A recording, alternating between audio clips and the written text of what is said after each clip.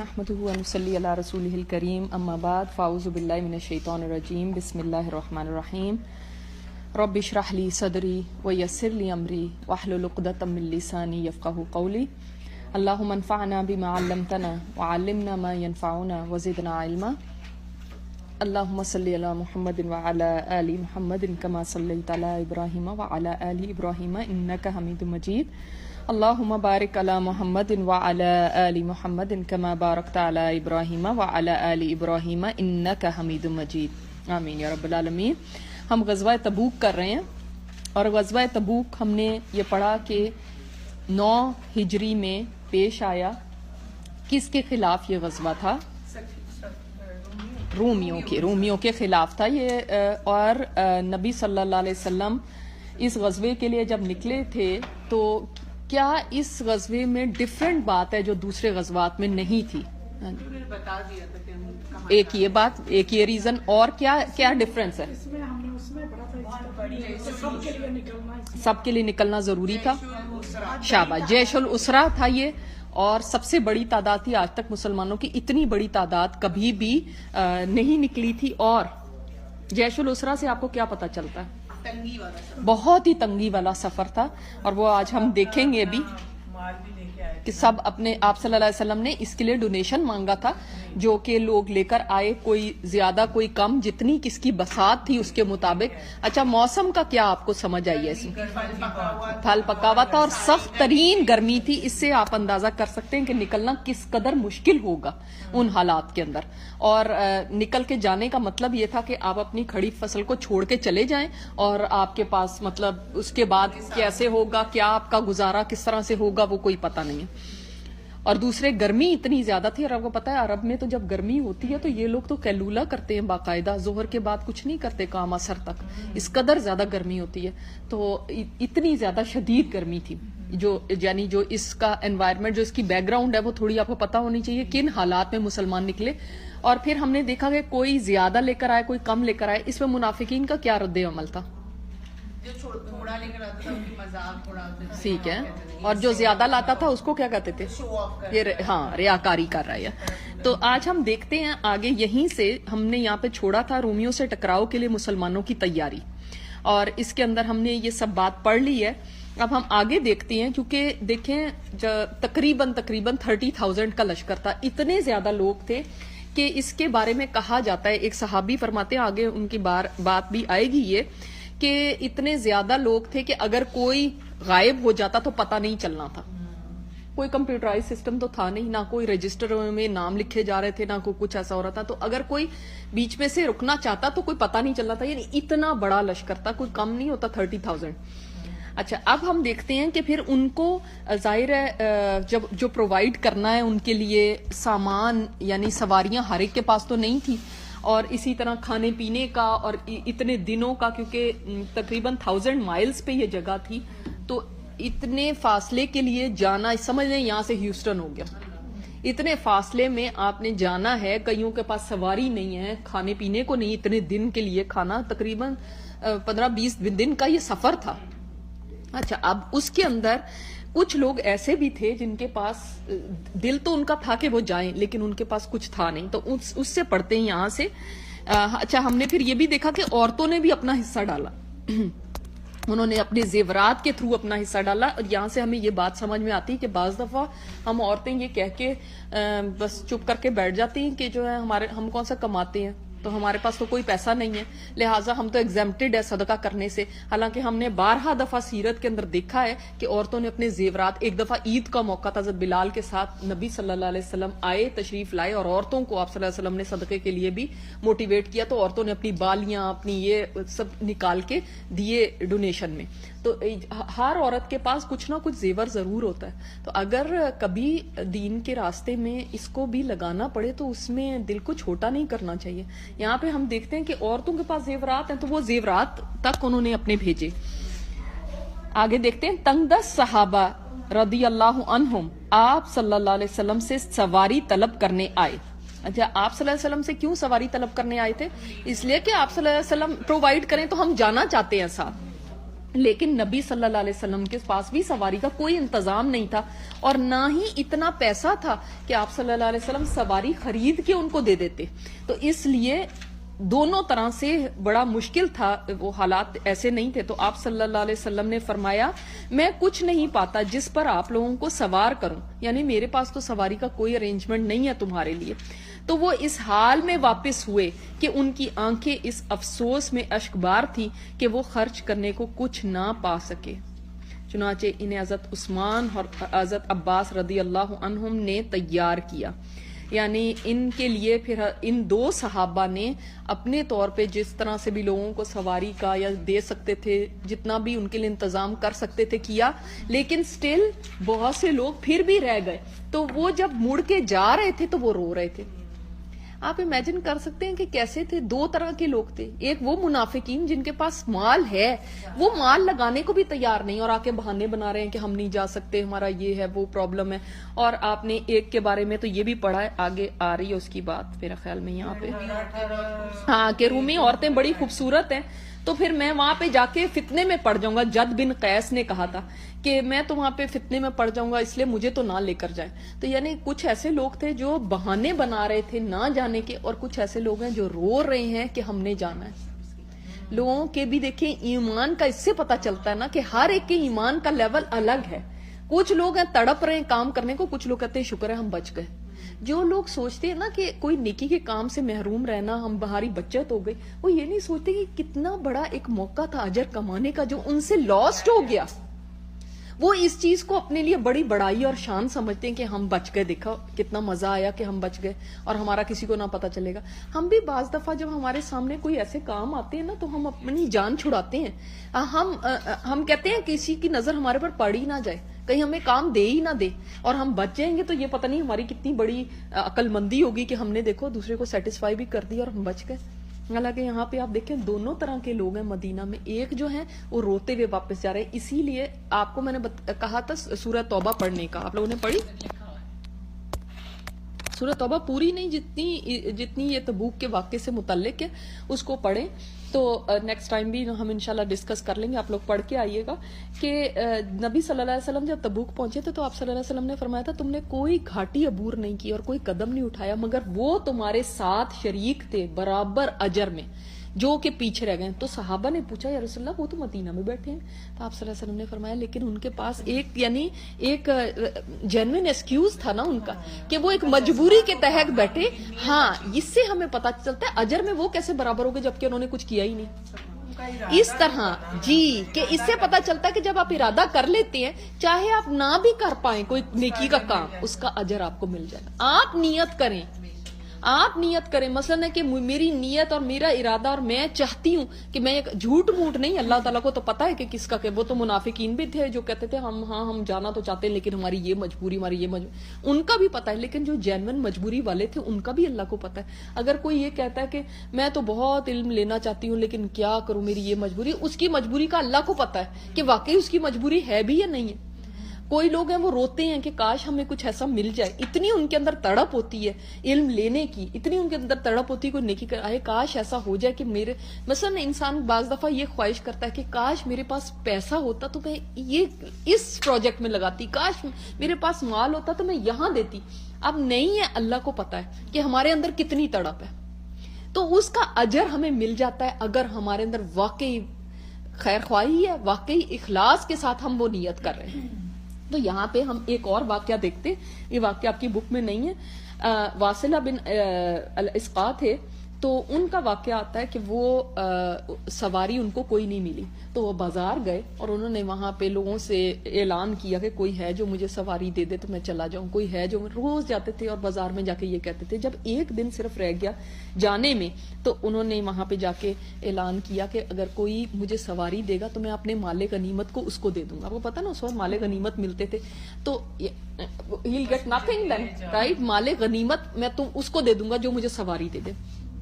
تو اس وقت ایک انصاری صحابی تھے، تو انہوں نے فرمایا کہ ٹھیک ہے میں تمہیں لے کے جاؤں گا، لیکن کیا تم اپنا حصہ مجھے پورا دے دو گے؟ انہوں نے فرمایا ہاں میں آپ کو پورا اپنا حصہ دے دوں گا۔ انہوں نے فرمایا کہ اچھا پھر میرے پاس تو ایک سواری ہے، تو ہم باری باری پھر اس پہ سوار ہوں گے اور کھانا پینا بھی اسی طرح شیئر کریں گے۔ تو وہ مان گئے اور ان کے ساتھ چلے گئے۔ جب ان کو جو بھی مال وہاں پہ ملا تھا، جب واپس آئے تو ان کو کچھ اونٹ ملے ہوئے تھے، تو یہ اونٹ لے کے ان انصاری صحابی کے پاس گئے کہ یہ اونٹ میں لے کر آیا۔ تو انہوں نے کہا اچھا ان کو چلا کے دکھاؤ میرے سامنے۔ انہوں نے چلائے تو فرمانے لگے بہت اچھے ہیں تمہارے اونٹ۔ کہتے میرے نہیں ہیں، یہ تو آپ کی ہیں، کیونکہ میں نے تو کہا تھا۔ کہنے لگے میں نے اس کے لیے نہیں تمہیں سوار کیا تھا اپنے ساتھ، میں یہ نہیں چاہتا تمہارے سے، میرا یہ مقصد نہیں تھا۔ تو سبحان اللہ انہوں نے اپنی نیکی کما لی۔ تو اس طرح ان کے پاس تھا تو وہ گئے کیوں؟ نہیں بعد میں ملا نا، جب واپس آ گئے تو وہاں سے لے کر آئے نا سواری، یعنی اونٹ ان کو مل گئے۔ پھر جب مال غنیمت میں ان کو اونٹ مل گئے تو تب کی بات بتا رہی ہوں کہ جب واپس آئے۔ تو میں تو وہ اچھا یہ ہم نے پڑھ لیا ہے۔ چنانچہ انہیں حضرت عثمان اور حضرت عباس وغیرہ رضی اللہ تعالیٰ عنہم نے تیار کیا۔ اس موقع پر منافقین نے چہمگوئیاں بھی کی، چنانچہ جنہوں نے زیادہ خرچ کیا انہیں ریاکاری کے طعنے دیے، جنہوں نے کم خرچ کیا ان کا مذاق اڑایا، اور رومیوں سے ٹکراؤ کی جرت پر رسول اللہ صلی اللہ علیہ وسلم کا بھی مذاق اڑایا۔ یعنی اتنی زیادہ ان کے اندر جرت تھی کہ یہ اس طرح کی باتیں کرتے تھے۔ جب باز پرس ہوئی تو کہنے لگے ہم تو محض دل لگی کر رہے تھے، ہم تو ایسے ہی کہہ رہے تھے۔ اسی طرح کا ایک واقعہ ہوا تھا۔ منافقین کی اور بھی بہت ساری باتیں آتی ہیں اس میں۔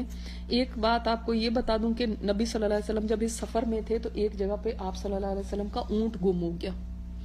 تو ان منافقوں میں سے ایک منافق، کچھ ساتھ بھی گئے تھے، کچھ شروع میں آ کے عذر پیش کر رہے ہیں، کچھ جب نبی صلی اللہ علیہ وسلم واپس آئے تو انہوں نے اس وقت آ کے ایکسکیوزز پیش کیے کہ ہم تو اس لیے نہیں گئے تھے، اور کچھ ساتھ گئے تھے۔ تو یہ جو ایک منافق ساتھ گیا تھا، اس نے کہا دیکھو جی ہمیں آسمان کی خبریں تو دیتے ہیں اور خود کو یہ نہیں پتا کہ ان کا اونٹ کہاں چلا گیا۔ دیکھیں ان کے ساتھی نے آ کے نبی صلی اللہ علیہ وسلم کے پاس اس سے پہلے کے بعد بتاتے، آپ صلی اللہ علیہ وسلم کے اوپر وحی نازل ہونا شروع ہو گئی، اور اس وحی کے اندر یہی تھا کہ یہ کہتے ہیں کہ ہم دل لگی کرتے ہیں، کیا اللہ اور اس کے رسول کی باتیں ہی رہ گئی جس پہ تم دل لگی کرو؟ اور اس سے پہلے کہ وہ آ کے بولتا آ کے منافق، اس سے پہلے ہی نبی صلی اللہ علیہ وسلم پر یہ آیات اتر گئی، اور اللہ تعالیٰ نے نبی صلی اللہ علیہ وسلم کو بتا دیا تھا کہ فلاں جگہ پہ آپ کا اونٹ ہے، اور وہ اس طرح سے وہ ہوا ہے۔ اس سے پتہ چلتا ہے نبی صلی اللہ علیہ وسلم کے پاس غیب کا علم نہیں تھا۔ جی آپ صلی اللہ علیہ وسلم کو غیب کا علم نہیں تھا کہ نبی صلی اللہ علیہ وسلم غیب سے باتیں کچھ بتا دے، بلکہ آپ صلی اللہ علیہ وسلم پر جو وحی اترتی تھی آپ اس کی روشنی میں بتاتے تھے۔ یہ بارہا نبی صلی اللہ علیہ وسلم نے اپنی زندگی میں بھی فرمایا کہ میں غیب کا علم نہیں جانتا، میرے پاس وہی علم ہے جو اللہ کی طرف سے میرے پاس آتا ہے۔ اور آج بھی کچھ لوگ کہتے ہیں کہ آپ صلی اللہ علیہ وسلم کے پاس غیب کا علم تھا اور وہ تو یہ بتا دیتے تھے اور وہ تو ایسے کر لیتے تھے، تو ایسا ٹرو نہیں ہے۔ اچھا، ادھر منافقین اور بدوی بناوٹی عذر لے کر آئے اور نبی صلی اللہ علیہ وسلم سے غزوے میں عدم حضوری کی اجازت چاہی، آپ نے اجازت دے دی۔ اچھا آپ دیکھیں گے ہر جگہ پہ آپ صلی اللہ علیہ وسلم کا کردار کیسا ہے کہ لوگوں کے ساتھ آرگیو نہیں کرتے، نہیں مجھے پتا ہے تم تو ایسے ہو، مجھے پتا ہے کہ تم تو ہو ہی منافق، تم یعنی لوگوں کو تانے دینا، لوگوں کو بلیٹل کرنا، ان کو ہاں مجھے سب پتا ہے، میں سب جانتا ہوں تمہیں، تم نے پہلے بھی ایسے، کچھ نہیں ایسی بات۔ جو وہ عذر پیش کرتے تھے آپ صلی اللہ علیہ وسلم اس کو مان لیتے تھے، اجازت دے دیتے تھے۔ یہ نہیں تھا کہ پتا نہیں تھا، لیکن لوگوں کو اس طرح سے ان کی حقارت کرنا یا ان کو نیچا کرنا یا ان کو ذلیل کرنا لوگوں کے سامنے، یہ نبی صلی اللہ علیہ وسلم کی عادت نہیں تھی، اور اس سے ہمیں بہت بڑا سبق ملتا ہے۔ بعض دفعہ ہمیں لوگوں کی باتوں کا پتہ ہوتا ہے، ضروری نہیں ہوتا کہ ہم اس کے منہ پہ ماریں بات تو پھر ہی کوئی بات ہوتی ہے۔ اس وقت ہی انسان اگر خاموش ہو کے اس بات کو بس اللہ کے اوپر چھوڑ دے، حتیٰ کہ وہ لوگ کہنے لگے تھے یہ تو کانوں کے کچے ہیں، ہم نے پڑھا ہی نا بات، یہ تو کانوں کے کچے ہیں، یہ تک انہوں نے کہنا کہ ان کو تو جو بات کہہ دو یہ تو مان لیتے۔ وہ یہ نہیں سمجھتے تھے کہ آپ صلی اللہ علیہ وسلم کو پتا ہے، لیکن وہ اس طرح ان کے ساتھ منہ ماری نہیں کرنا چاہتے۔ تو یہ بھی ہمیں ایک بات بہت اچھی یہاں سے سمجھ میں آتی ہے۔ ان کے علاوہ بعض مسلمان محض سستی کی وجہ سے پیچھے رہ گئے۔ یہ کون مسلمان تھے ان کے بارے میں بھی سورہ توبہ میں ذکر آتا ہے، اور ہم ان کے بارے میں بھی تفصیل سے پڑھیں گے انشاءاللہ کہ بعض مسلمان تھے لیکن بس دیکھیں انسان انسان ہی ہے، چاہے وہ صحابہ ہوں چاہے وہ کوئی بھی ہوں، لیکن سستی بھی انسانوں کو ہی آ جاتی ہے. اور کبھی ایسا بھی ہوتا ہے کہ انسان چاہ رہا ہوتا ہے کوئی کام کرنا، لیکن وہ جب ڈیلے کرتا ہے نا کہ اچھا کر لوں گا یا ہم کر لوں گا تو وہ کر لوں گا کرتے کرتے میں وقت گزر جاتا ہے. کیونکہ نیکی کا چانس ہمیشہ نہیں رہتا، نیکی کا دروازہ ہمیشہ کھلا نہیں رہتا. دروازہ کھلتا ہے، اگر آپ نے اس کو اویل کر لیا اس وقت تو آپ کو مل گئی. اور بعض دفعہ ہم سوچتے ہی رہ جاتے ہیں، اس کے بعد جب ہم پوچھتے ہیں تو وہ ٹائم گزر چکا ہوتا ہے. اسی طرح قیامت کے قریب ایسا بھی ہوگا کہ لوگ اپنا صدقہ لے کر نکلیں گے اور صدقہ لینے والا کوئی نہیں ہوگا. وہ کہے گا کل آتے تو میں لے لیتا، آج مجھے ضرورت نہیں ہے. یعنی نیکی کے موسم ہوتے ہیں، اللہ تعالیٰ اس موسم میں جس سے نیکی کرا لے وہ کر گیا، اور جو رہ جاتے ہیں وہ رہ ہی جاتے ہیں. اب یہ مسلمان ایسا نہیں کہ ان کے اندر کوئی، اللہ معاف کرے، کوئی ایمان کی کمی تھی یا کچھ تھا یا کوئی منافقت تھی، ایسا نہیں تھا. بس کچھ ایسی سستی آئی کہ وہ پیچھے رہ گئے. اس سے ہمیں پتہ چلتا ہے کہ سستی بھی کتنی ایک یعنی ایسی چیز ہے کہ جو انسان کو نیکی میں پیچھے کر دیتی ہے. دیکھیں بعض دفعہ لوگ کہتے ہیں ہمارا دل بہت چاہتا ہے، لیکن کیا وجہ ہے؟ بس سستی. یہ نہیں ہے وہ کہتے ہیں ہم بزی بہت ہیں، بزی کی بات نہیں ہے، ہماری اپنی سستیاں ہوتی ہیں جو ہمیں اٹھنے نہیں دیتی، اور ہم وہ کسل مندی میں رہ جاتے ہیں کہ ہم اچھا کر لیں گے، بس سستی.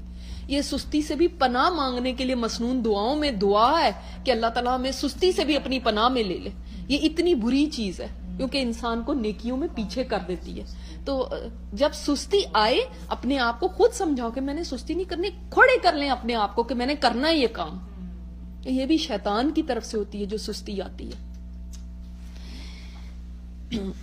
اسلامی لشکر راہ تبوک میں، اچھا جیسے کہ میں نے آپ کو بتایا کہ اس جنگ کے اندر کوئی یعنی اس غزوے میں کوئی جنگ نہیں ہوئی تھی، مگر اس کے ارد گرد اتنا کچھ ہوا ہے کہ بہت سارے واقعات آپ پہلے ہی تفسیر کلاس میں سن چکے ہیں، پڑھ چکے ہیں، اور لیکن آپ کو شاید یہ نہیں پتا ہوگا کہ یہ وہ اس غزوے کے تھے. ٹھیک ہے، تو جب اچھا ادھر ڈونیشن مانگا جا رہا ہے نا اس چیز کے لیے، ادھر منافقین ادھر کے لیے تو ڈونیشن نہیں دے رہے اور ادھر مسجد زرار بنانے میں لگ گئے ہیں. یعنی وہ بھی یہ ٹائمنگ ہے، یہ یاد رکھیے، کیونکہ اس وقت جس وقت کا یہ واقعہ ہے اس وقت ابو عامر راہب کے بارے میں ہم نے پہلے پڑھا تھا کہ وہ ایک آدمی تھا جو عیسائی ہو چکا تھا، اور اس کے بعد اس نے اسلام قبول کیا بدر کے بعد، لیکن اسلام اس کے دل میں داخل نہیں ہوا تھا، وہ مرتد ہو گیا تھا اور فرار ہو گیا تھا مکہ کی طرف، اس کے بعد روم کی طرف چلا گیا تھا. وہاں سے اس نے عبداللہ بن ابئی کو خط لکھا کہ یہاں پہ ہمارے لیے کوئی اڈا بناؤ جہاں پہ ہم اپنی ساری پلاننگ کریں مسلمانوں کے خلاف، تو ہمیں کوئی جگہ چاہیے، کوئی ایسی ہماری بیس ہونی چاہیے. تو اس کے اوپر عبداللہ بن ابئی نے نبی صلی اللہ علیہ وسلم سے کہا کہ ہم لوگ چاہتے ہیں کہ ہم ایک مسجد بنائیں جو کہ قباء سے قریب ہی تھی، مسجد قباء سے قریب تھی یہ، کہ ہم ایک مسجد بنانا چاہتے ہیں، اس طرح کرنا چاہتے ہیں. تو آپ صلی اللہ علیہ وسلم نے فرمایا کہ وہاں پہ تو مسجدیں ہیں. تو انہوں نے کہا نہیں، ہمارے پاس اتنے ضعیف لوگ ہیں، ایسے لوگ ہیں، کبھی بارش ہوتی ہے کبھی کچھ ہوتا ہے، تو اس لیے ہم سے یہ دور پڑتی ہیں، تو ہم یہاں قریب میں ہی نماز پڑھ لیا کریں گے، ہماری یہ سہولت ہے. آپ نے فرمایا اچھا ٹھیک ہے پھر. لیکن ان کا مقصد کیا تھا؟ اس مسجد کو اڈا بنانا تھا اپنا. تو اب انہوں نے وہ مسجد کی تعمیر شروع کر دی، اور پھر ان لوگوں نے آ کے نبی صلی اللہ علیہ وسلم سے کہا تھا، یا آگے اس میں آگے آئے گا، لیکن بس اتنی آپ کو بات بتا دوں کہ ابھی نبی صلی اللہ علیہ وسلم، کیونکہ یہاں پہ سیکوینس میں نہیں ہے نا، ابھی نبی صلی اللہ علیہ وسلم تبوک کے لیے نکل رہے ہیں، تو انہوں نے آ کے کہا، ریکویسٹ کی کہ آپ ہماری مسجد میں ایک دفعہ نماز پڑھ لیں تاکہ ہم اس کو ایک طرح سے چالو کر لیں، ایک طرح سے یہ شروع ہو جائے، اس کا افتتاح کر لیں. تو ایسا کرے. تو نبی صلی اللہ علیہ وسلم نے فرمایا کہ ابھی تو ہم سفر میں جا رہے ہیں، تو جب ہم واپس آئیں گے پھر میں آ کے یہاں پہ نماز پڑھ لوں گا. تو یہ ہوا تھا. پھر ہم دیکھیں گے کہ واپسی کے اوپر اللہ تعالیٰ نے آیات اتار دی. اس تیاری کے بعد رسول اللہ صلی اللہ علیہ وسلم نے مدینہ کا انتظام محمد بن مسلمہ کو سونپا، بال بچوں پر علی بن ابی طالب کو مقرر کیا. یعنی حضرت علی کو اپنے گھر والوں امہات المومنین کے اوپر اور سارے اپنے خاندان کے اوپر ان کو مقرر کیا کہ وہ ٹیک کیئر کریں گے پیچھے سے. کیوں ان کو کیوں مقرر فرمایا تھا؟ فیملی وہ فیملی تھے, شاباش, وہ فیملی تھے, آپ کے اہل بیت میں سے تھے, اس لیے ان کو, اور مدینہ کا انتظام محمد بن مسلمہ کو. لشکر کا سب سے بڑا پرچم حضرت ابو بکر صدیق رضی اللہ تعالیٰ عنہ کو دیا اور کئی لوگوں کو جھنڈے عطا فرمائے. چنانچہ مہاجرین کا جھنڈا حضرت زبیر کو, اوس کا جھنڈا اسید بن حزیر کو اور حضرت کا جھنڈا حباب بن منذر کو دیا.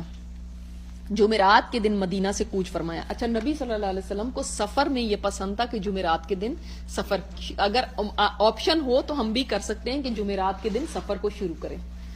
تو جمعرات کے دن مدینہ سے کوچ فرمایا.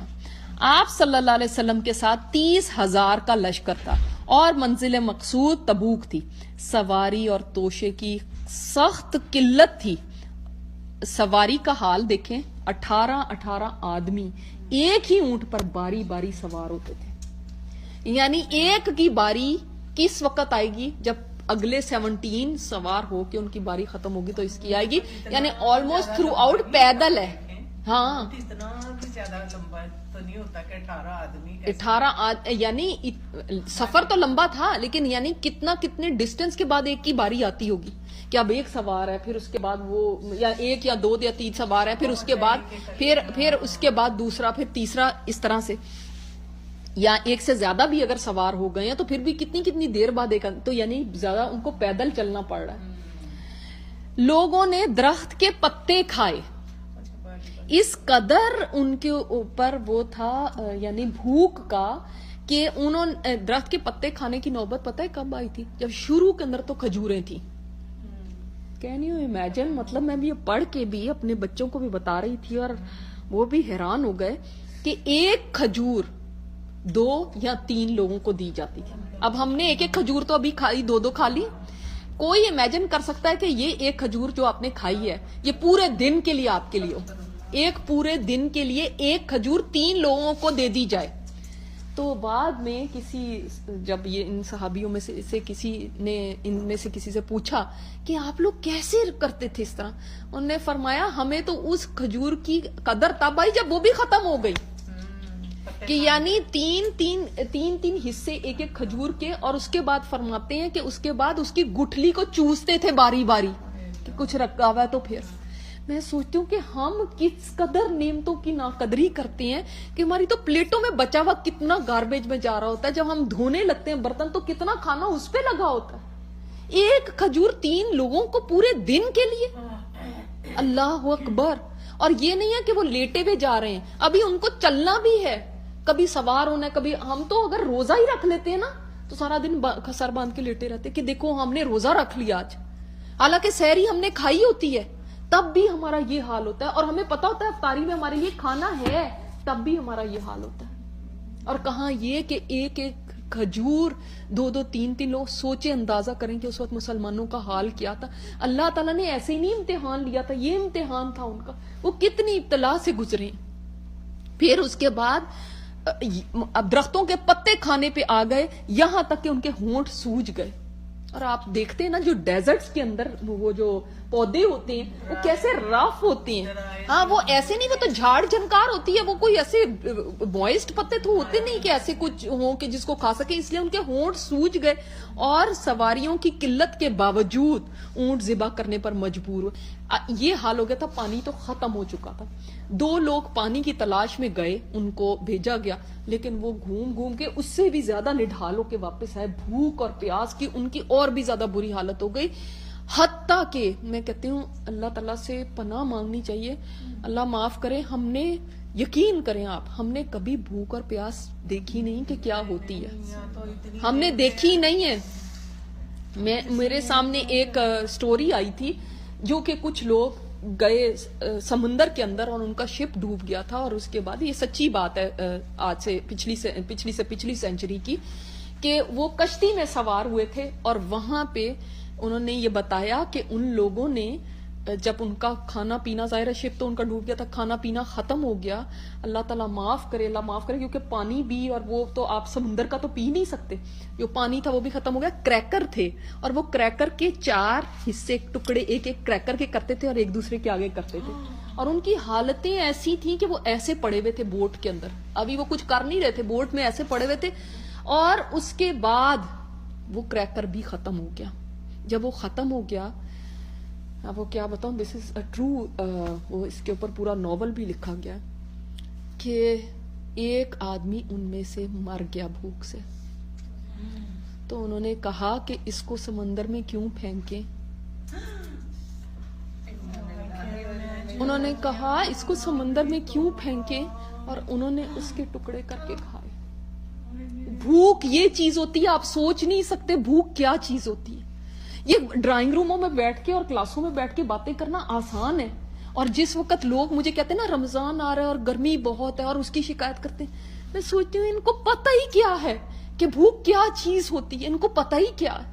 یہ اتنا سا روزے کے اوپر یہ کر رہے ہیں جبکہ فریج ہمارے بھرے ہوئے ہیں، پینٹریز ہماری بھری ہوئی ہیں، اور ہم کیا کھاتے ہیں، ہم اوور ویٹ ہو چکے ہیں کھا کھا کے. پھر بھی ہمیں یہ کہ ہائے روزے مشکل آ رہے ہیں، روزے سخت آ رہے ہیں، ہم کیسے شکایت کر سکتے ہیں جب ہم ان کا حال دیکھیں.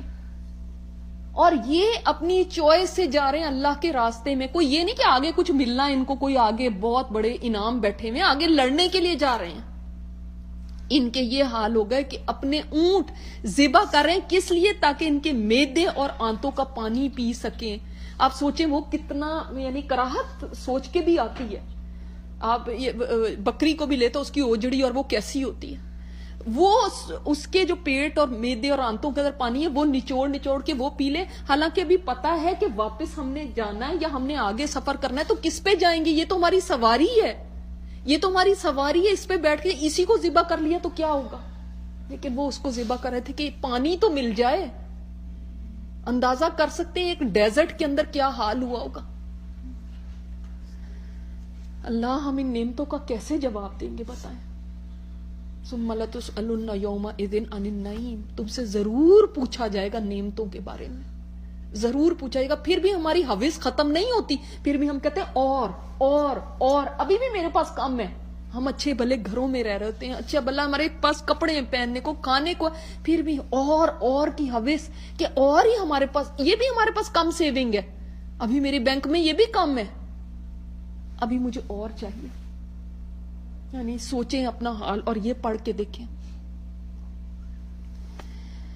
اللہ اکبر، استغفر اللہ ربی. اللہ تعالیٰ ہمیں معاف فرما دینا اور ہماری ناشکریوں پہ اللہ ہمیں نہ پکڑنا. لشکر تبوک کے راستے پر رواں دواں تھا کہ حضرت علی بن ابی طالب آ ملے. وہ منافقین کے طعنے برداشت نہ کر سکے اور نکل آئے، لیکن رسول اللہ صلی اللہ علیہ وسلم نے انہیں واپس کر دیا. جب وہ پہنچے تھے حضرت علی پیچھے سے، انہوں نے یعنی مدینہ کے اندر جب وہ گھومتے پھرتے تھے تو وہاں پہ یعنی یا تو بوڑھے ہیں یا تو منافقین ہیں، کوئی مطلب ٹھیک ٹھاک تو بندہ نہیں تھا. تو جب وہ منافق ان کو دیکھتے تھے نا تو وہ کہتے تھے کہ یہ تو دیکھا لڑ نہیں سکتا تھا نا، اس لیے اس کو پیچھے عورتوں اور بچوں کے پاس چھوڑ گئے، اور مذاق کرتے تھے، یعنی کسی طرح سے بھی نہیں چھوڑتے تھے. تو جب نبی صلی اللہ علیہ وسلم سنیات الوداع کے مقام پہ پہنچے تو حضرت علی روتے ہوئے آئے اور عرض کرنے لگے، اللہ کے رسول آپ مجھے ان لوگوں میں چھوڑ کے جا رہے ہیں جو جہاد پر نکلنے کی بجائے پیچھے بیٹھ رہنا پسند کرتے ہیں، اور مجھے عورتوں اور بچوں کے درمیان آپ چھوڑ کے جا رہے ہیں. آپ صلی اللہ علیہ وسلم نے پھر ان کو تسلی دی تھی، فرمایا تھا کیا تم اس بات پر خوش نہیں ہو کہ تم میرے لیے ایسے ہو جاؤ جیسے موسیٰ کے لیے ہارون تھے. جیسے موسیٰ علیہ السلام گئے تھے نا طور پہ اور ہارون علیہ السلام کو چھوڑ کے گئے تھے، اس طرح سے. ہاں بس یہ ہے کہ میرے بعد کوئی نبی نہیں ہوگا. تو یہ نہ کوئی سمجھے کہ جیسے موسیٰ علیہ السلام کے پیچھے ہارون علیہ السلام نبی تھے تو اس طرح حضرت علی بھی کوئی نبوت کا ان کو نہیں. مطلب تم میرے ایسے بھائی ہو کہ جیسے حضرت موسیٰ کے لیے حضرت ہارون تھے. یہ بہت بڑا کمپلیمنٹ تھا ان کے لیے. تو ان کو واپس بھیجا، حالانکہ سب کو پتا ہے حضرت علی کی شجاعت کا، ان کی بہادری کا، اور کیسے وہ ہمیشہ لڑتے رہے. صحابہ رسول اللہ صلی اللہ علیہ وسلم کے ساتھ سمود کی سرزمین ہجر میں اترے، اس کے کنویں میں پانی لیا اور آٹا گوندا. جب صحابہ یہاں پہ اترے نا تو وہ مطلب بڑے میسمرائز ہو گئے ان کے دیکھ کے کہ کیسے کارونگ کر کے پہاڑوں کی، اور کیسے انہوں نے کیے میں اندر ہی مکان بنایا. تو وہ دیکھنے کے لیے بڑے وہ مطلب جیسے ہوتا ہے نا کہ انسان ایک جگہ پہ گیا تو میں ذرا دیکھوں اور اس طرح. تو آپ صلی اللہ علیہ وسلم نے اس سے منع فرمایا کہ یہ لوگ ان کے اوپر عذاب آیا ہوا ہے اللہ کا، تو یہ مت کرو یہ چیز. تو وہ کہتے صحابہ نے فرمایا کہ یا رسول اللہ ہمیں تو تعجب ہو رہا ہے، ہم تعجب کی وجہ سے یہ کہنے. آپ نے فرمایا اس سے زیادہ تعجب کی بات ہے کہ ایک آدمی ہے جس کے اوپر اللہ کی طرف سے وحی اترتی ہے اور وہ تمہیں آگے اور پیچھے کی باتیں بتاتا ہے. یہ اس سے زیادہ تعجب کی بات ہے بجائے یہ چیزیں تعجب کی. تو اس سے ہمیں پتہ چلتا ہے ایسی جگہ جہاں اللہ کا عذاب آیا ہو وہ کوئی پکنک پوائنٹس نہیں ہوتے, وہ کوئی مزے کی چیزیں نہیں ہوتی کہ ہم اس طرح سے دیکھیں, وہ عبرت کی نشانیاں ہوتی ہیں. نہ ہی ڈیڈ سی کوئی اس قابل ہے کہ وہاں سے مٹی لے کے ہم اپنی بیوٹی کے لیے یوز کریں اور اس طرح اس کے لیے بیوٹی پروڈکٹس ہیں. کیسے ہو سکتا ہے کہ ایک ایسی جگہ جو اللہ نے جس کو قرض کر دیا ہو, ہاں, وہاں سے کوئی چیز خیر کی نکل آئے, جبکہ نہ اس پانی میں خیر ہے, نہ اس جگہ میں کوئی خیر ہے, نہ ان لوگوں میں کوئی خیر تھی. تو کنویں سے انہوں نے پانی لیا, انہوں نے آٹا گوندا, یعنی یہ کنواں موجود تھا جہاں پہ سمود کی اونٹنی پانی پیتی تھی نا, یہ کنواں وہاں پہ تھا, تو انہوں نے اس سے پانی لے لیا. آپ نے حکم دیا ان کے کنویں سے لیا ہوا پانی بہا دیں, گوندا ہوا آٹا جانوروں کو کھلا دیں, اور صرف اس کنویں سے پانی لے جس سے صالح علیہ السلام کی اونٹنی پانی پیا کرتی تھی.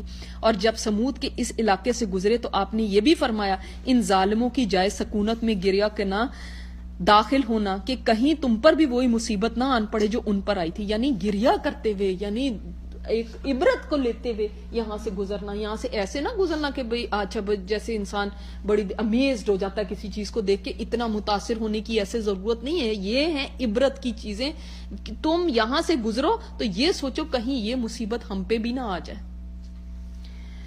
پھر اپنا سر ڈھکا اور تیزی سے چل کر وادی سے پار گزر گئے. اس سے پتا چلتا ہے کہ جب ایسی جگہوں سے گزریں تو تیزی سے گزر جائیں, وہاں پہ زیادہ ٹھہرنا اچھا نہیں ہے.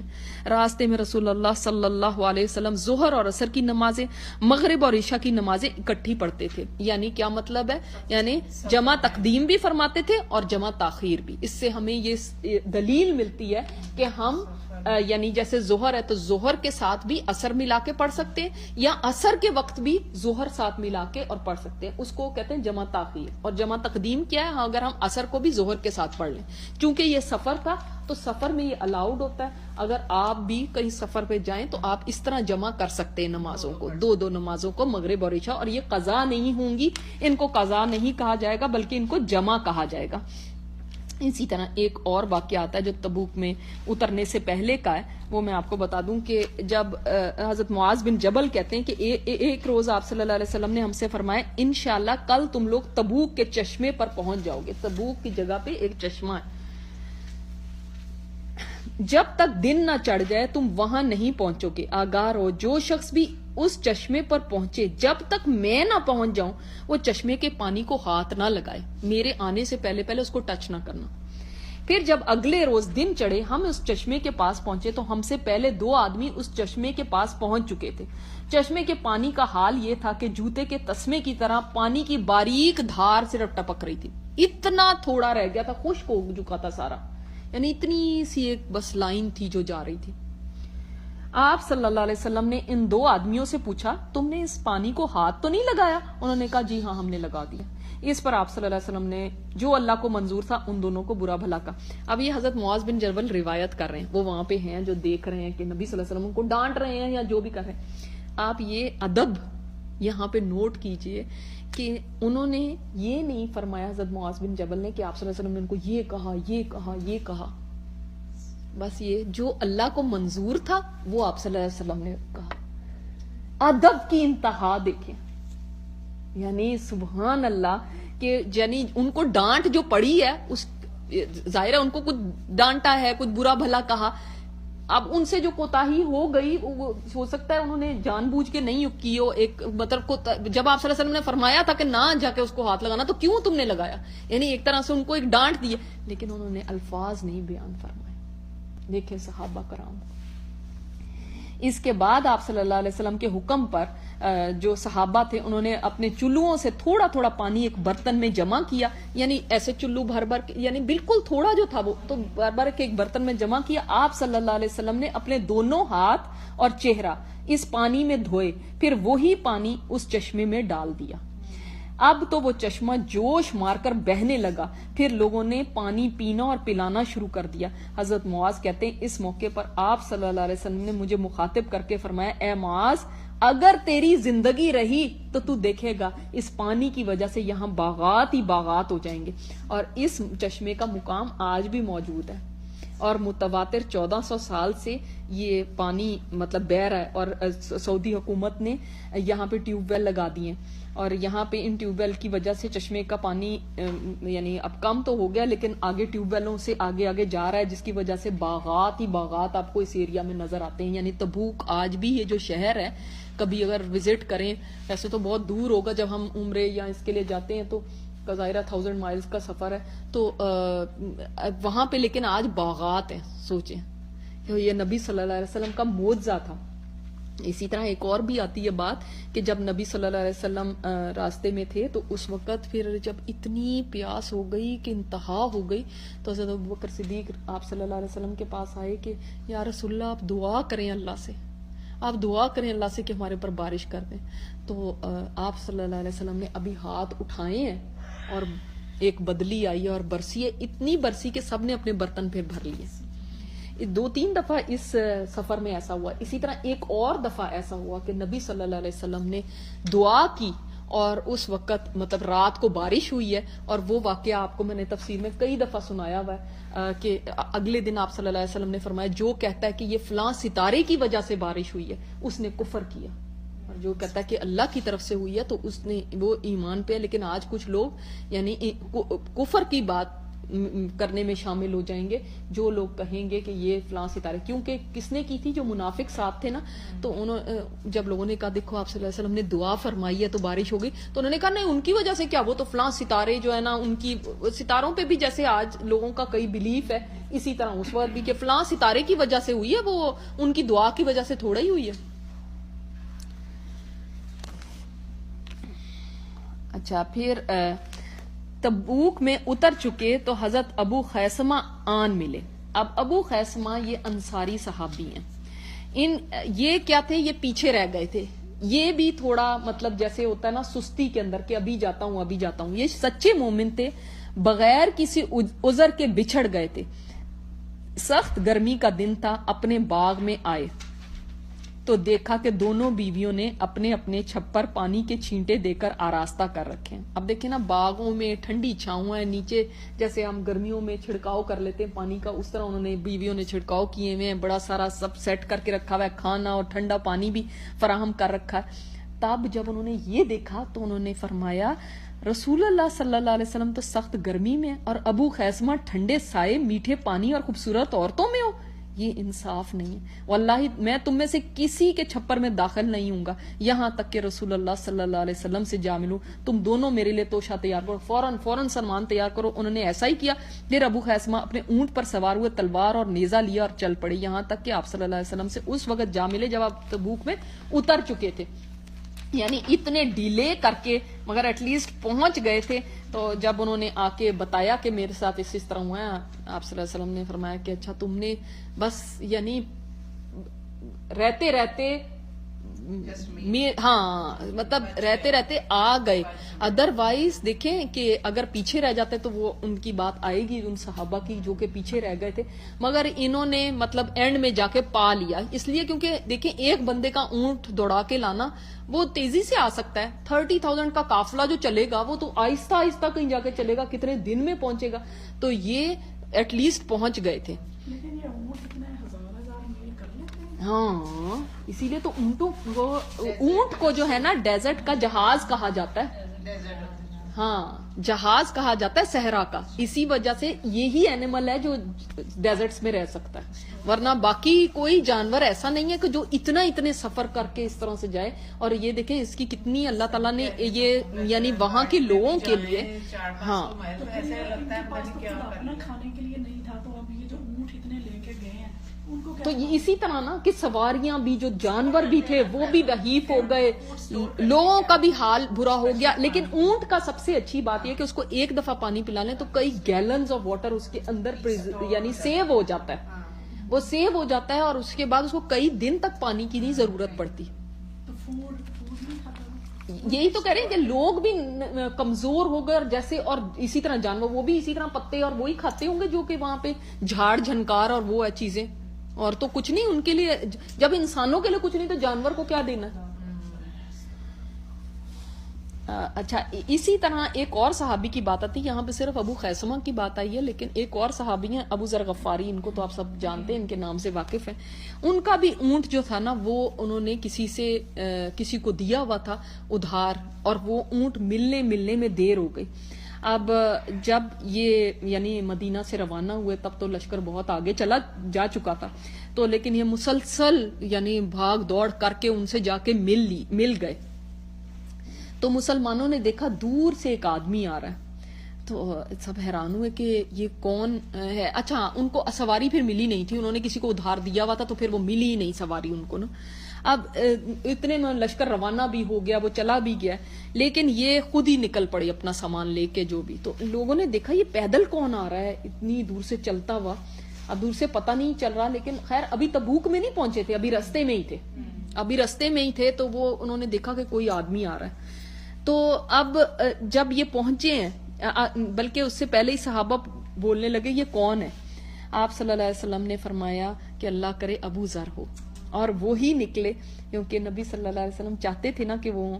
تو آپ صلی اللہ علیہ وسلم نے ان کے بارے میں فرمایا اللہ ابو ذر پر رحم فرمائے, یہ اکیلا ہی ہے, اکیلا ہی رہے گا اور اکیلا ہی مرے گا, اور اس کے اوپر ایک مسلمانوں کی جماعت جنازہ پڑے گی. اب یہ بات اب کی اس کا مطلب کیا ہوا, ابھی یہ پہنچے نہیں تھے, ان کو لوگوں نے بتایا کہ آپ صلی اللہ علیہ وسلم نے آپ کے بارے میں یہ بتایا. تو ان کا یہ تھا کہ یہ جب حضرت عثمان کا دور آیا تھا تو یہ بہت زیادہ زہد میں بہت آگے تھے. یعنی کچھ لوگ ہوتے ہیں نا کہ یعنی دنیا سے بالکل ہی کنارہ کشی کر لینا, تو ان کے کانسیپٹ یہ تھا کہ کل کے لیے کچھ نہ رکھو بچا کے, بس آج کا کل کے لیے اللہ کے اوپر توکل کرو. تو یہ سب کچھ اپنا دے دیتے تھے. اسی لیے تو کوئی ان کے گھر آیا تو انہوں نے پوچھا کہ آپ کے گھر کا سامان کا ہے, انہوں نے کہا اگلے گھر بھیج دیا. ہاں, تو یہ ایسے صحابی تھے. اب کیا ہوا کہ جب ان کی یہ حالت تھی اور یہ لوگوں کو اسی طرح فتوے دیا کرتے تھے کہ یہ غلط ہے, یہ اس طرح سے نہیں رہنا, ایسے نہیں کرنا, تو پھر حضرت عثمان نے آخر ان سے درخواست کی کہ آپ ایسا کریں کہ آپ یہاں سے موو ہو جائیں, کیونکہ لوگ روز شکایتیں لے کر آ جاتے ہیں, یہ ہمیں یہ کہتے ہیں. تو اب یہ نکل کھڑے ہوئے, اور بعض جگہ پہ آتا ہے ان کی بیوی, بعض جگہ پہ آتا ہے ان کا خادم تھا ان کے ساتھ, یہ چلے گئے. اور پھر جب یہ چلے گئے کہیں صحرا میں جا کے رہنے لگے, اور جب ان کی موت کا وقت قریب آیا تھا, جب فوت ہونے والے تھے, تو اس وقت یعنی ایسی حالت تھی کہ کچھ بھی نہیں تھا ان کے گھر میں.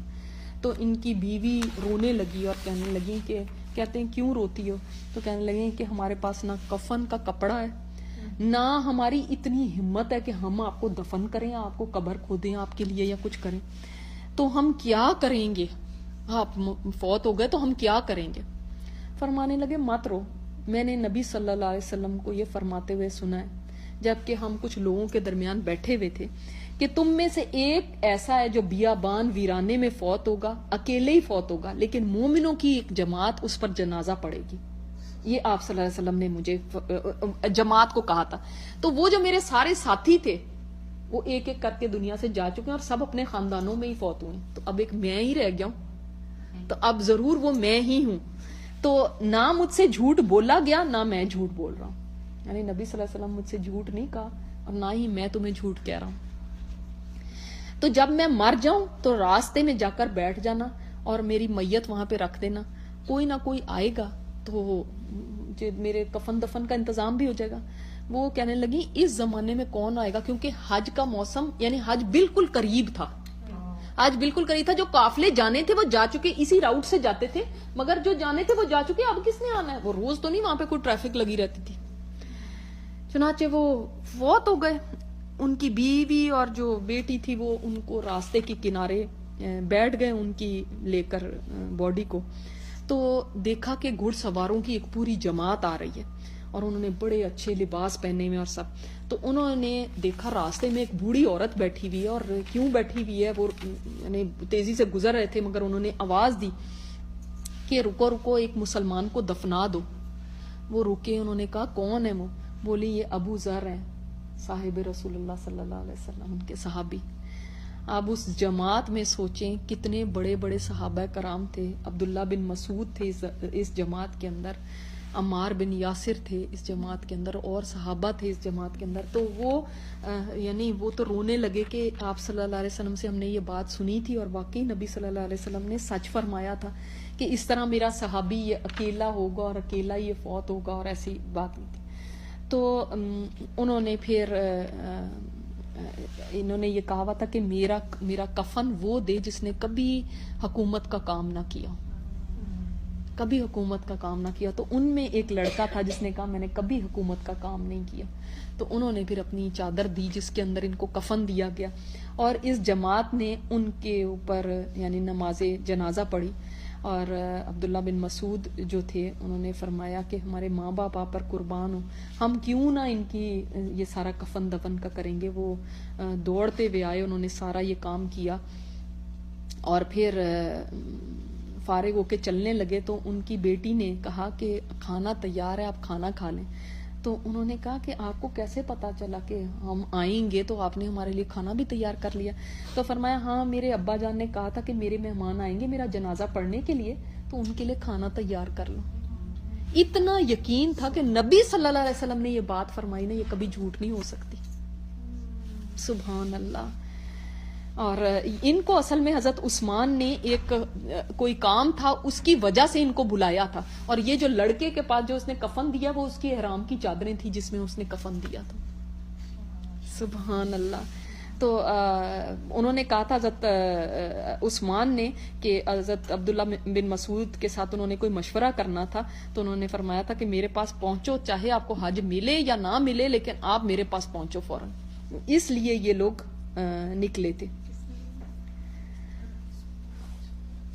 تو یہ حضرت ابو ذر بھی ان میں شامل ہیں جو کہ پیچھے رہ گئے تھے اور اس کے بعد یہ بعد میں پہنچے ہیں. اسی طرح ایک اور واقعہ آتا ہے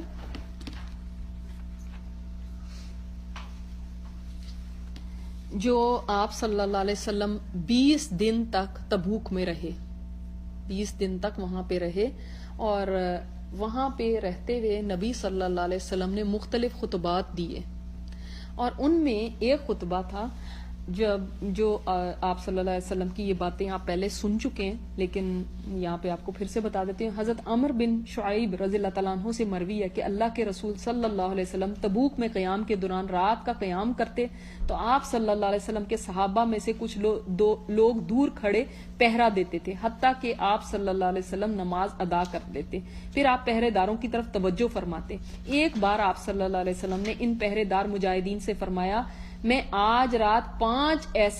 آج رات 5 ایسے تحائف عنایت فرمائے گئے جو مجھ سے پہلے کبھی کسی نبی کو نہیں ملے.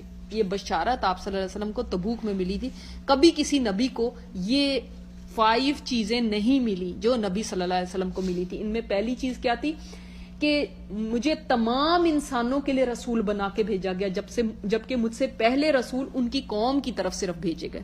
نمبر 2, دشمن پر روب طاری کر کے میری مدد کی گئی ہے. 1 مہینے کی مسافت تک دشمن پر میرا روب قائم ہو جاتا ہے. یعنی آپ یہ اندازہ کر لیں کہ رومی جو ہے لڑنے ہی نہیں آئے, یہ یہاں پہ بیٹھے میں ویٹ کر رہے ہیں, وہ لڑنے نہیں آئے.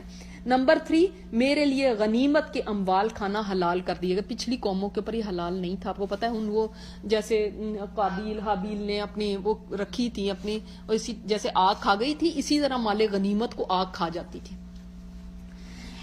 میرے لیے زمین کو مسجد اور پاک بنا دیا گیا, جہاں بھی نماز کا وقت ہو جاتا ہے میں وضو کرتا ہوں نماز پڑھ لیتا ہوں. مجھ سے پہلے لوگ اس انداز کو گناہ خیال کرتے تھے اور وہ صرف اپنے گرجوں اور عبادت خانوں میں نماز پڑھا کرتے تھے. اور اسی طرح تیمم کی جو اجازت ہے وہ صرف اس امت کے لیے, ان لوگوں کے لیے نہیں ہے. یہود وغیرہ یا یہ لوگ یہ چیزیں, ہاں ان کو پانی ہی استعمال کرنا پڑتا ہے عبادت کے لیے. صرف ہمارے لیے کہ آپ دنیا میں کہیں اگر وہاں پہ پانی ہے وضو کر لو, نہیں ہے پانی تیمم کرو اور پڑھو. اور پوری زمین مسجد ہے, وہ دیکھیں نا ان کو ڈھونڈنا پڑے گا کہ ہم اپنے سنگوگ میں جائیں اور پڑھیں. ہمارے لیے کہیں پہ بھی جانا نہیں بھی ہے تو ویسے کھڑے ہو جاؤ, آپ پاک مٹی ہے تو اس کے اوپر پڑھنے لگو. اور اسی طرح 5واں تحفہ وہ ہے جو کہ اللہ تعالیٰ نے نبی صلی اللہ علیہ وسلم سے پوچھا کہ آپ کوئی دعا مانگے, تو آپ صلی اللہ علیہ وسلم نے فرمایا کہ ہر نبی نے ایک دعا کی ہے اور وہ ہر صورت قبول کی گئی ہے. میں نے اپنی اس دعا کو سبحان اللہ سبحان اللہ، قیامت کے لیے محفوظ کر دیا ہے. اور وہ دعا تمام لوگوں کے لیے، ہر اس بندے کے لیے جس نے گواہی دی کہ اللہ کے سوا کوئی عبادت کے لائق نہیں ہے اور آپ صلی اللہ علیہ وسلم کی رسالت کو مانا. میں نے اس دن کے لیے یہ دعا رکھ دی ہے. کتنا بڑا ان کا احسان ہے ہمارے اوپر، کتنا بڑا احسان ہے. اس احسان کو کبھی کوئی سمجھ سکے تو وہ نبی صلی اللہ علیہ وسلم سے سب سے زیادہ محبت کرنے لگے کہ انہوں نے یہ بھی نہیں کیا کہ میں اپنے لیے دعا کر لوں، اپنے بچوں کے لیے دعا کر لوں، اپنے قبیلے کے دعا. رہتی دنیا تک جو انسان آئے گا اور یہ کلمہ پڑھ لے گا میں اس کی شفاعت کروں گا. سبحان اللہ سبحان اللہ. پیغمبر واقعی کتنے بے لوث ہوتے ہیں اپنی امتوں کے لیے. تو یہ تحفہ اللہ تعالیٰ نے نبی صلی اللہ علیہ وسلم کو عنایت فرمایا. اسی طرح ایک اور یہ بھی واقعہ آتا ہے کہ نبی صلی اللہ علیہ وسلم نے اس وقت پھر ایک خط لکھا دوبارہ کیسر روم کو، ہرقل کو.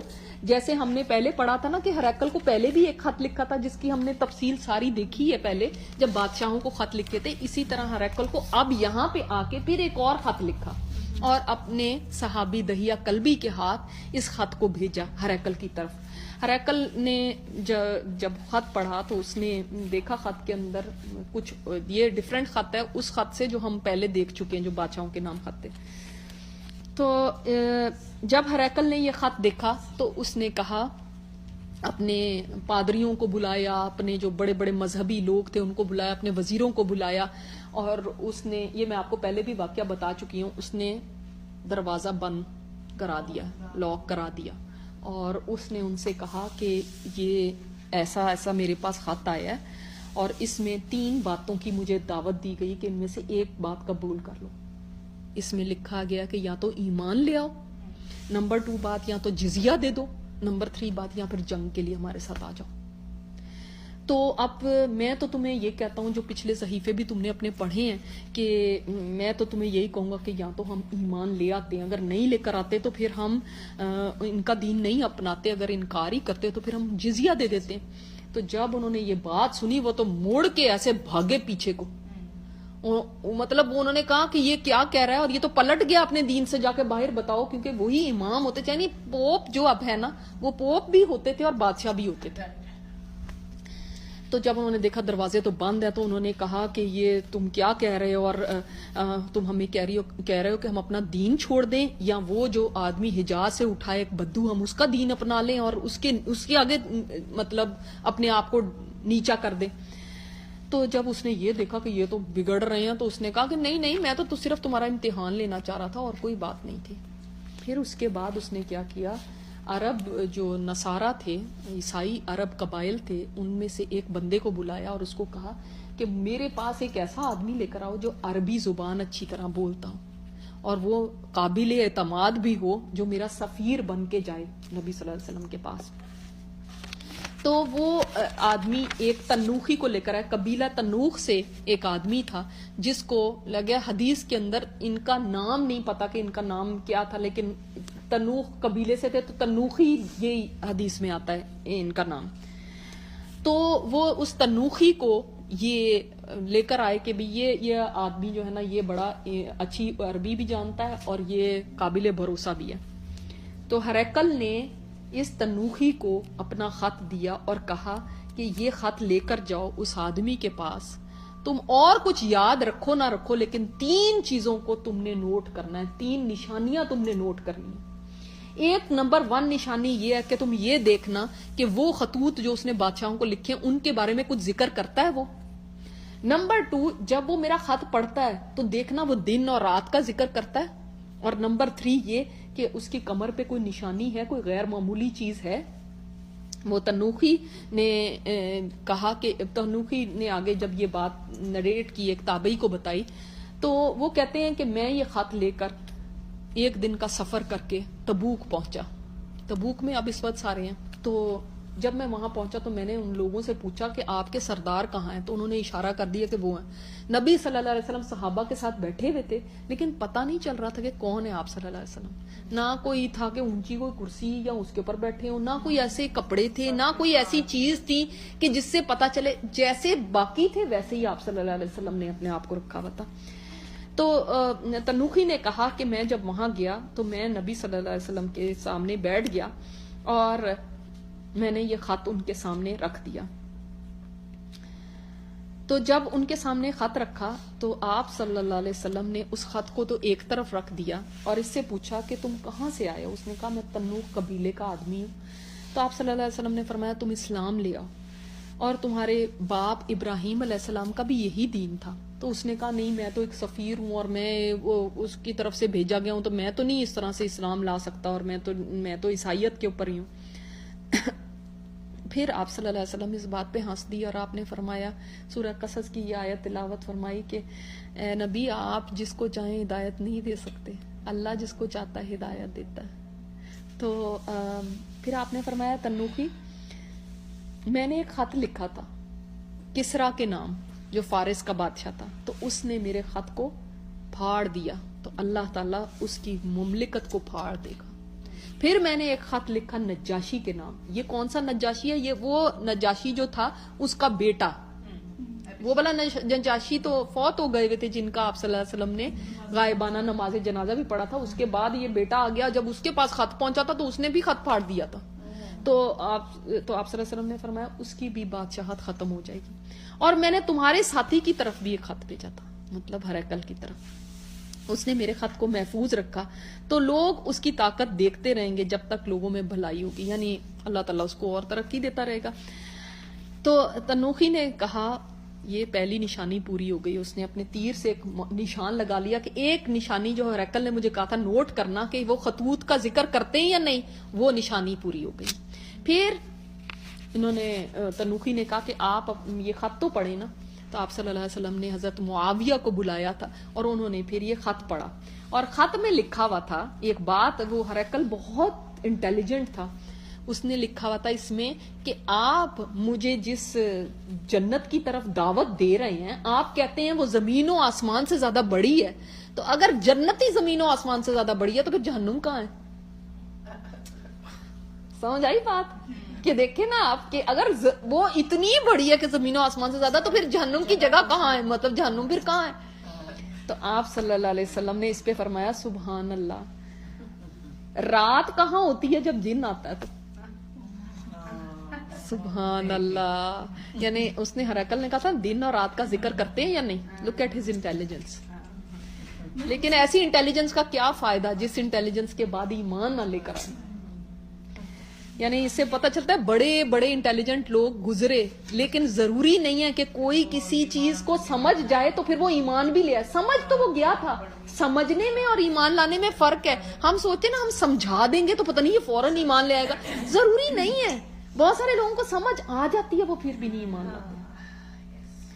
تو پھر اس کے بعد خط کے بعد پڑھنے کے بعد آپ صلی اللہ علیہ وسلم نے صحابہ سے فرمایا کہ کون ہے جو ان کی مہمان نوازی کرے گا آج کی رات. تو ایک انصاری اٹھے اور انہوں نے ان کی مہمان نوازی کی. اور اس کے بعد آپ صلی اللہ علیہ وسلم نے تنوخی سے فرمایا کہ جب جانے کا ان کا وقت آیا کہ ہمارے یعنی یہ ایک رواج تھا اس علاقے کا کہ سفیر کو کچھ تحفے تحائف دے کے بھیجا جاتے ہیں، لیکن ہم اس وقت سفر میں ہمارے پاس تو کچھ بھی نہیں ہے تو ہم کچھ نہیں دے سکتے. اس پر ایک آدمی اٹھا اور اس نے کہا کہ میں کچھ دیتا ہوں آپ کی طرف سے، آپ کے بہاف پہ میں کچھ اس کو دے دیتا ہوں. اور وہ گئے اور حدیث میں آتا ہے کہ ایک پیلا جبہ لے کر آئے اور انہوں نے دیا. تو تنوخی نے بتایا کہ وہ حضرت عثمان غنی تھے جنہوں نے یہ لا کے دیا کہ نبی صلی اللہ علیہ وسلم کے پاس نہیں ہے تو کوئی نہیں، میں اپنا کوئی کپڑا دے دیتا ہوں. پھر آپ صلی اللہ علیہ وسلم نے جب ان کو رخصت کرنے کا وقت آیا اور وہ جا رہے تھے تو آپ صلی اللہ علیہ وسلم نے آواز دی. پھر فرمایا کہ یہ تو دیکھ لو کہ جس کو تمہارے مالک نے، تمہارے آقا نے کہا تھا کہ دیکھ کر آنا، وہ تو دیکھ لو. اور آپ صلی اللہ علیہ وسلم نے اپنا کرتا اٹھایا اور اپنی وہ مہر نبوت دکھائی اس کو.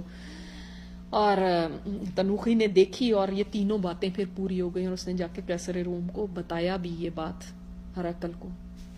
لیکن دیکھیں ہاں، لیکن وہ صرف اپنی بادشاہت کی، وہ جو کہتے ہیں نا کرسی، کہ کرسی یہ جو چیزیں ہوتی ہیں یہ انسان کے ایمان سے بھی اس کو محروم کر دیتی ہیں مال اور جاہ، حب جاہ اور حب مال، کہ بس مجھے کرسی ملے یا مجھے مال ملے، یہ انسان کو کتنی بڑی خیر سے بعض دفعہ محروم کرتے ہیں. لوگ بھاگتے تو ہیں اس کے پیچھے، لیکن وہ یہ نہیں سمجھتے کہ اس سے وہ پتہ نہیں کس کس نیکی میں پیچھے رہ جائیں.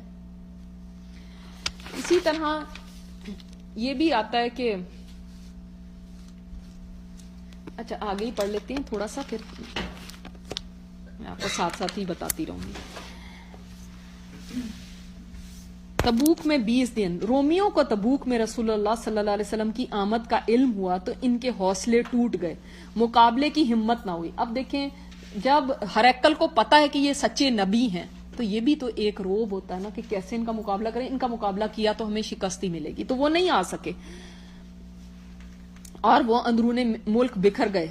رسول اللہ صلی اللہ علیہ وسلم نے 20 دن قیام فرما کر دشمن پر روب ڈالا اور وفود کا استقبال کیا. آپ صلی اللہ علیہ وسلم کے پاس ایلا کا حاکم یوحنا بن روبا آیا، اس کے ساتھ جربا، ازرح اور مینا، ان کے بھی وفود تھے. انہوں نے جزیہ کی ادائیگی پر صلح کی اور مسلمان نہ ہوئے. یہ ارد گرد کے کئی کرسچن قبائل تھے جو آئے آپ صلی اللہ علیہ وسلم کے پاس اور ان کے ساتھ معاہدے ہوئے امن کے. رسول اللہ صلی اللہ علیہ وسلم نے یوحنا کو ایک تحریر دی جس میں اس کو باشندگان ایلا کا بادشاہ تھا نا یہ، کو امان دی اور ان کی کشتیوں اور قافلوں کو سمندر اور خشکی میں ضمانت دی اور آمد و رفت کی آزادی عطا فرمائی، اور یہ کہ کسی نے کوئی گڑبڑ کی تو اس کا مال اس کی جان کے آڑے نہ آ سکے گا. کیا مطلب؟ یعنی اگر اس معاہدے کی آپ نے اس کو توڑا تو پھر ہمیں اجازت ہے کہ ہم پھر آپ کے اوپر حملہ کر دیں گے، پھر آپ اپنی جان نہیں بچا سکتے. اب آپ اس معاہدے کے اوپر قائم رہیں گے تو آپ کی جان، مال، عزت سب محفوظ ہے. اسی طرح آپ نے ایک تحریر جربا اور ازرح کے باشندوں کے لیے لکھی جس میں ان کو امان دی اور یہ کہ ان پر ہر رجب میں 100 دینار ہوں گے. یعنی کیا مطلب؟ یہ جزیہ ہے. اور اہل مینا نے آپ سے 1/4 پھل کی ادائیگی پر صلح کی.